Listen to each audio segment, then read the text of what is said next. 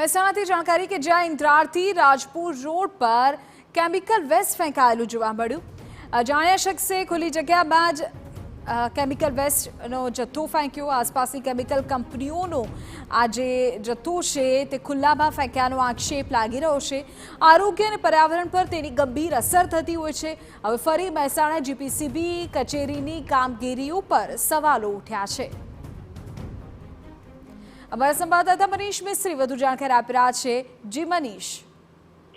જે સમગ્ર ઘટના મહેસાણા કડીના ઇન્દ્રારથી રાજપુર નીચે કે જ્યાં ખુલ્લી જગ્યામાં કેમિકલ વેસ્ટનો જથ્થો ફેંકાયેલો હોવા નજરે પડ્યો છે।